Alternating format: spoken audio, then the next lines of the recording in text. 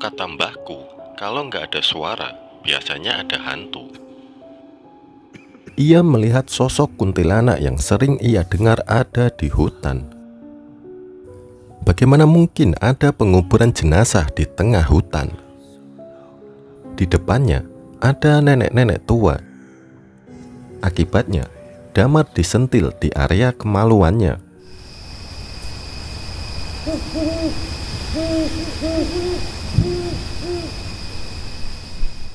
Selamat datang di Buzz Story, cerita waktu malam Desa Gondo Mayit.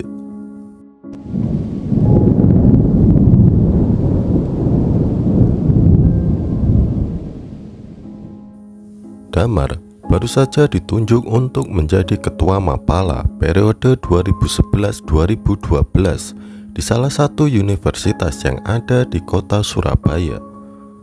Menjabat menjadi ketua pada semester 6 bukanlah hal bijak, terlebih ketika ada agenda bahwa bulan Juli akan ada proyek untuk mendaki puncak Mahameru, di mana 4 universitas bersama Mapala mereka akan bergabung.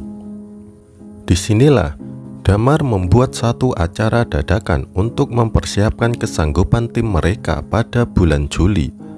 Tetapi tak satu pun anggota sanggup karena bertepatan dengan UTS. Karena minimnya persiapan, Damar pun berinisiatif untuk melanjutkan agendanya meski bila harus seorang diri. Erik, ketua Mapala sebelumnya, akhirnya ikut bergabung karena ini untuk nama universitas mereka. Dan akhirnya mereka mendapat satu tempat yang dirasa cocok. Alas T, salah satu tempat yang cocok untuk melatih stamina karena medannya yang menanjak dan juga suhu tempat ini nyaris menyerupai suhu di puncak Mahameru. Persiapan sudah dilakukan 1 minggu sebelumnya, mulai dari izin untuk mendaki sekaligus menyisir tempat yang akan dijadikan tujuan pendakian. Meski jalur yang akan dituju Damar dan Erik bukan jalur pendakian pada umumnya, namun Damar meyakinkan Erik perjalanan 6 jam akan terasa singkat, terlebih di hari yang semakin petang. Mobil mereka berhenti di salah satu pos yang sudah tidak asing lagi bagi mereka. Anehnya, malam itu tidak ada satupun yang berjaga. Seharusnya ada 1 atau 2 penjaga. Karena meskipun ini bukan jalur pendakian resmi, ini adalah jalur yang seringkali ramai pengunjung. Selain itu, tempat ini adalah salah satu objek wisata yang terkenal. Akhirnya, mereka pun menunggu. Karena bagaimanapun laporan itu cukup penting, terutama untuk menghindari hal-hal yang tidak diinginkan. Namun, setelah 2 jam berlalu, masih belum ada penjaga yang muncul. Hal itu membuat Erik gusar. Sudah, begini saja Mar. Tinggalkan KTP di sini. Tulis pesan bahwa kita sudah melapor. Lagian kita nggak tahu kapan petugasnya datang. Merasa bimbang, itulah yang Damar pikirkan. Bukan sekali 2 kali hal ini terjadi.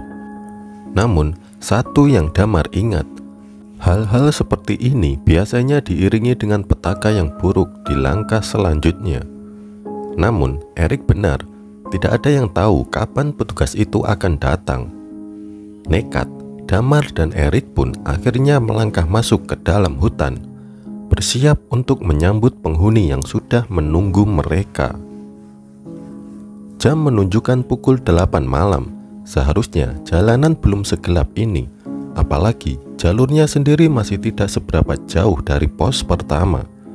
Tapi malam itu berbeda. Jalur itu lebih gelap dari seharusnya. Yang lebih aneh, tidak terdengar satupun binatang malam di sekitar mereka.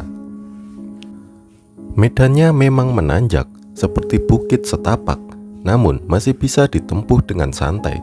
Di sini, Erik yang memulai obrolan. Kata mbahku, kalau nggak ada suara, biasanya ada hantu. Hus, dijaga mulutnya, tidak baik ngomong begitu, kata Damar. Ada sesuatu yang membuat Damar sedari tadi tidak tenang. berjalan di belakang Erik, seharusnya tidak ada lagi seorang pun di belakangnya. Namun, bulu kuduknya berdiri sedari tadi. Bukan kali pertama Damar merasakan ini. Selama dia mendaki gunung dan masuk ke hutan seperti ini, bulu kuduk atau leher meremang sudah menjadi makanan sehari-hari. Namun, perasaan ini berbeda, seolah-olah yang ini jauh lebih mengintimidasi.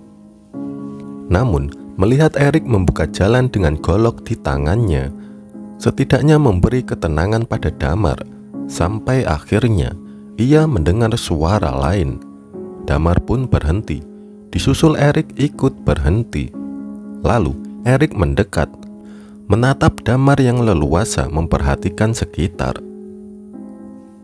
Dengar tidak, ada suara ayam. Erik diam, mencoba mendengar apa yang Damar dengar. Namun, Erik menegaskan bahwa tidak ada suara apapun kecuali angin yang berhembus di sela dedaunan. Mereka berpandangan untuk sepersekian detik, kemudian dengan cepat kembali melangkah. Ada hal-hal yang tidak sepatutnya diucapkan atau didengar. Salah satunya adalah suara ayam. Mendengar suara ayam seperti petanda sial bagi siapapun yang mendengarnya, terlebih di tempat ini. Damar dan Erik memikirkan hal yang sama. Kuntilanak. Meski kalimat itu tidak diucapkan, namun mereka sama-sama mengerti satu sama lain. Yang menjadi pertanyaan adalah suara ayam yang didengar Damar dan tidak didengar Erik menegaskan sesuatu. Salah satu dari mereka sudah diincar sedari tadi. Degup jantung dan suara nafas terengah-engah menegaskan bahwa mereka sudah berjalan cukup jauh. Berpikir bahwa mereka sudah aman, Eriklah yang kemudian mengatakannya. Jancuk, bau bunga sembujo. Mereka saling menatap. Tidak ada yang mengerti Erik seperti Damar. Umpatan atau kalimat tidak pantasnya biasanya menegaskan perasaan ketakutan, dan itu cara Erik untuk menekannya. Namun terkadang Damar merasa hal itu bisa mendatangkan hal sebaliknya. Kadang dunia tak kasat mata menangkap pesan berbeda. Dan benar saja. Mulai dari suara ayam, bau bunga, kemudian berujung pada sosok di balik semak belukar. Eriklah yang pertama melihat. Namun keinginan untuk memanggil Damar yang izin untuk membuang air kecil mendatangkan rasa penasaran yang besar. Erik mengintip sosok asing itu. Sosoknya tinggi, setinggi Erik. Ia berdiri di bawah pohon rindang, berdiri begitu saja, mengenakan baju yang terlihat seperti kain. Warnanya putih mencolok dengan kegelapan hutan. Erik terus melihatnya. Tatapannya terkunci pada kepalanya yang sedari tadi tergedek ke kiri dan ke kanan. Setelah beberapa saat, barulah Erik mengerti kepalanya tergedek bukan karena tanpa sebab, melainkan karena lehernya patah. Saat itu, Erik sadar sedari tadi ia melihat sosok kuntilanak yang sering ia dengar ada di hutan. Umumnya, memang sering terdengar kabar bahwa penghuni atau kasarnya penunggu di dalam hutan adalah para korban kecelakaan atau bencana alam yang tidak umum. Kini, setelah melihatnya dengan mata kepala sendiri, Erik akhirnya tahu bahwa mereka memang ada. Damar sudah kembali, mereka pun melanjutkan perjalanan. Rencananya, mereka harus sudah menempuh setengah dari jalur pendakian, yang menurut Damar, bila dilihat dari waktu jam mereka berjalan, tidak jauh lagi. Erik lebih sering diam. Hal ini membuat Damar penasaran. Asap rokok mencoba mencairkan suasana, namun Erik lebih memilih diam. Sesekali dia mencuri pandang ke belakang yang jelas-jelas tidak ada siapapun kecuali Damar. Ada apa, Rik? Nggak ada. Damar tahu Erik sedang berbohong. Barulah ketika sampai di tanah lapang yang artinya pos kedua atau tempat yang biasa digunakan sebagai penangkaran satwa sudah dekat. Erik baru membuka suara. Ada kuntilanak, Dam. Kaget, namun Damar tidak menanggapi. Ia hanya melihat Erik lebih pucat. Seteguk air dalam botol setidaknya mampu menenangkan Erik. Setelah dirasa cukup dan Erik menjadi lebih tenang, gantian Damar yang sekarang memimpin di depan. Disinilah keanehan itu terjadi. Pos yang seharusnya tidak jauh dari tanah lapang ternyata tidak ada. Hampir 2 jam, Damar dan Erik hanya berada di area itu terus-menerus. Hal ini membuat mereka akhirnya berpikir untuk menginap di sana. Terlepas dari apa yang mereka alami malam ini, mereka memutuskan pasrah. Sesaat kemudian, terdengar suara langkah kaki menghentak, dan sontak mereka terjaga. Diikutilah suara ramai itu. Di sanalah Erik dan Damar melihatnya. Orang-orang berjalan berjejeran, seolah ada sesuatu yang sedang mereka kerjakan. Sampai mata Erik dan Damar tertuju pada barisan paling depan. Di sanalah mereka baru sadar ada perkuburan mayat. Untuk apa orang-orang menguburkan jenazah pada malam buta seperti ini? Setidaknya itu yang Damar dan Erik pertama pikirkan. Lalu baru mereka sadar, bagaimana mungkin ada penguburan jenazah di tengah hutan? Keganjilan itu sebenarnya sudah dirasakan sedari awal masuk ke dalam hutan. Damar dan Erik hanya terdiam sembari memandangi rombongan itu semakin jauh. Hingga akhirnya kehadiran mereka benar-benar lenyap di telan kegelapan hutan. Di tengah perasaan campur aduk itu, tiba-tiba Damar mengeluh kesakitan. Sebenarnya dari tadi, di bagian selangkangan Damar terasa nyeri, namun ia mencoba menahannya. Puncaknya, ketika Erik mengajak untuk lanjut, tiba-tiba Damar mengeluh tidak bisa melanjutkannya. Damar nggak tahu lagi harus ngomong bagaimana kondisinya kepada Erik. Gimana, Mar? Bisa lanjut apa tidak? Damar memanggil Erik, memintanya mendekat sembari menceritakan keluhannya. Dan ketika dia menunjukkan kondisinya, saat itu Erik hanya bisa melotot nggak percaya atas apa yang dia lihat. Jancuk, kenapa kamu ini? Tanya Erik. Matanya fokus melihat sesuatu yang ganjil itu. Damar hanya diam, wajahnya sudah pucat. Jangankan menjawab pertanyaan Erik, kapan dan bagaimana ini terjadi, Damar tidak tahu. Nggak tahu, Rik. Melihat kondisi Damar seperti itu, Erik akhirnya menyuruh Damar bersandar di pohon. Pikirannya fokus ke rombongan yang tadi lewat.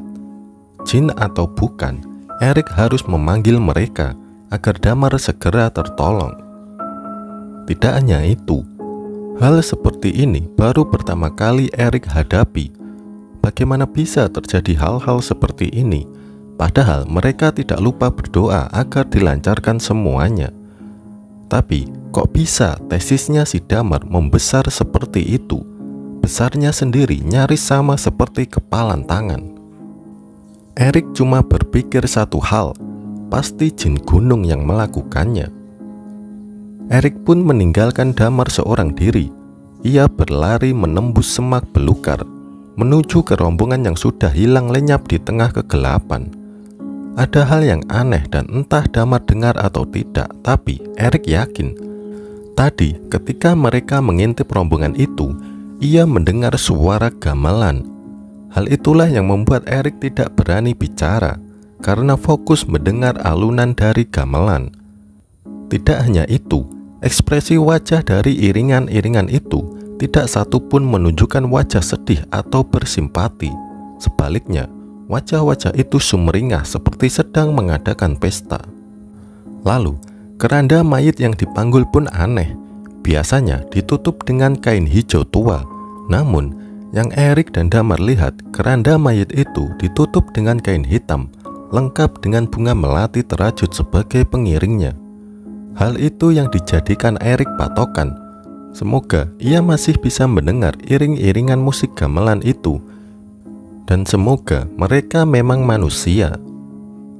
Berlari kurang lebih 10 menit dan semakin jauh dari lokasi Damar yang masih menahan nyeri. Erik sadar rombongan itu sudah lenyap, menyisakan tanda tanya. Bagaimana bisa mereka berjalan santai dengan menggotong mayat di medan yang naik turun seperti ini? Putus asa, Erik akhirnya menelusuri jalannya kembali ke tempat di mana Damar tak berdaya. Ia berharap segera selesai dan keluar dari area belantara ini.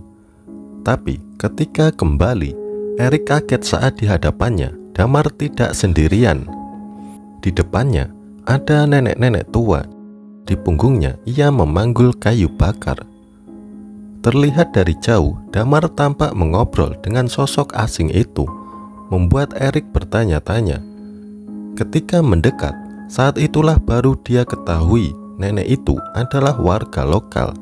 Ia tinggal di desa tidak jauh dari tempat mereka berada. Nenek itu menawarkan tempat persinggahan, sekaligus memberitahu bila apa yang terjadi pada Damar adalah akibat dari Waltuk. Apa itu? Tanya Erik. Disitulah si nenek mengaku bisa menyembuhkan Damar. Si nenek juga bercerita, Waltuk itu adalah demit atau lelembut penunggu sungai yang marah sama Damar karena tanpa sengaja Damar sudah mengencinginya. Akibatnya, Damar disentil di area kemaluannya. Awalnya mereka ragu dan khawatir ketika si nenek yang dipanggil Mbah Dok itu menawarkan Erik dan Damar untuk mengikutinya ke desa tempat tinggalnya. Tapi karena keadaan saat itu benar-benar darurat, memaksa Erik akhirnya setuju. Diboponglah Damar dengan kondisi itu selama perjalanan.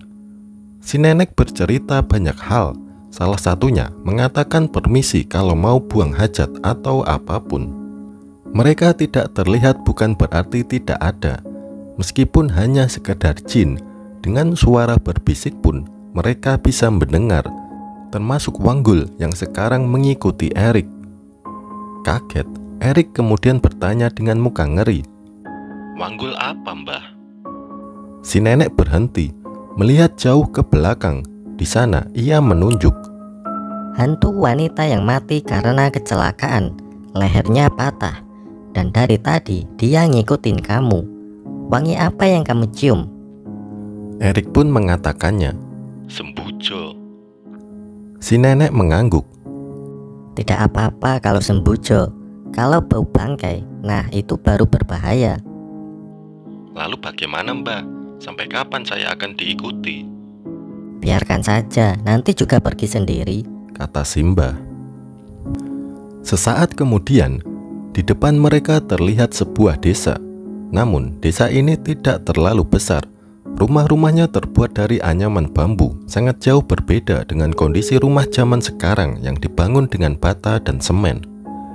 Tepat di sudut rumah paling ujung, gentingnya terbuat dari ranting dengan ditutup daun kelapa kering. Simbah mempersilahkan masuk. Tidurkan dulu temanmu di situ. Simbah masuk ke ruangan dalam, sedangkan Erik dan Damar ditinggal di teras rumah. Ada bangku besar untuk merebahkan badan Damar. Erik masih nggak habis pikir, hanya karena kencing bisa seperti ini. Erik melihat ke sana kemari, tatapannya menyapu dari rumah ujung ke ujung. Kurang lebih hanya ada 13 rumah di sini. Dan sebelumnya, ia tidak pernah dengar di daerah ini ada desa. Namun, di tengah malam seperti ini, desa ini sunyi dan sepi, cukup membuat ngeri. Kemudian Simbah keluar dengan kendi di tangannya. Minum ini, lalu pas minum nanti menghadap ke selatan. Biar penyakitnya pergi ke selatan ya nak. Berusaha keras untuk berdiri, Damar menenggak air itu. Sekarang masuk rumah, jangan keluar dulu, biar bala sodo menghilang. Erik tidak paham maksud Simbah saat mengatakan bala sodo. Namun, Erik mengiyakan tawaran itu. Kali ini mereka yakin Mbah yang menolong mereka mungkin memang manusia. Di dalam rumah, persis seperti yang dibayangkan Erik, rumah desa yang benar-benar seperti pedalaman. Tidak ada listrik, bahkan peralatannya semuanya benar-benar lawas. Damar sudah tertidur lelap setelah dipersilahkan untuk istirahat. Saat itulah, kaget bukan main, Erik mendengar suara gamelan itu lagi. Sekarang, Erik baru paham, mungkin rombongan itu adalah rombongan orang-orang desa ini. Namun kenapa suara musik gamelannya seperti dekat sekali? Lalu, Simbah menuju ke pintu dan membukanya. Di depannya ada anak kecil, wajahnya pucat dan ekspresinya tidak menyenangkan. Semakin dipandang, membuat hati Erik jadi gelisah. Simbah tampak mengobrol lama. Mencoba mencuri dengar, Erik hanya mendengar sedikit kalimat samar-samar. Kalimat yang didengar Erik hanyalah giliran, mati, saudara, ilmu. Setelah itu, pintu ditutup. Simbah kembali masuk dan mengambil kain, lalu menutup kepalanya dengan kain itu. Di sana, Erik pun bertanya, "Mau kemana, Mbah?" Saat itulah Simbah menawarkan Erik apakah mau ikut atau tidak. Tawaran itu awalnya membuat ragu Erik karena ia harus menjaga Damar.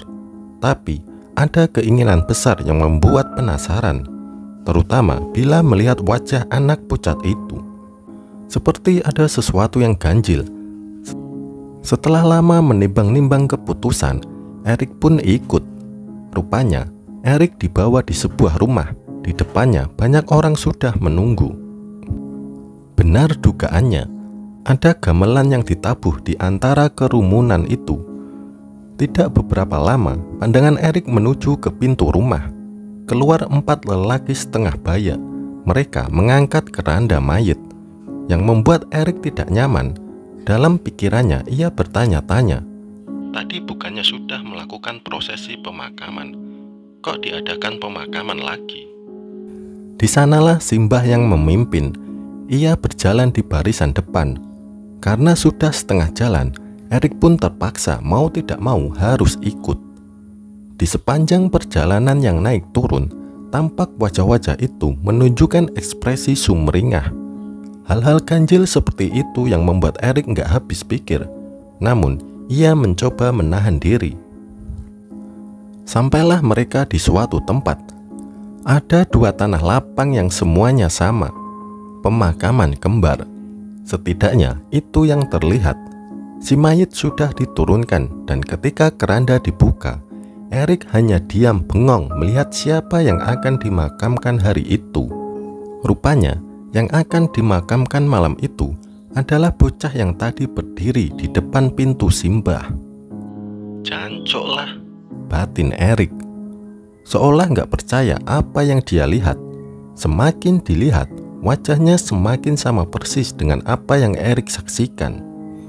Tidak mungkin ia salah lihat. Mau tidak mau, Erik menyaksikan prosesi pemakaman itu. Di tengah pemakaman, Erik melihat gelagat yang aneh, di mana semua orang tampak sedang menari-nari. Beberapa bernyanyi dengan nada gamelan yang mengalun-alun. Yang lebih membuat Erik tidak bisa mengerti adalah si bocah dikubur dengan mata masih terbuka lebar.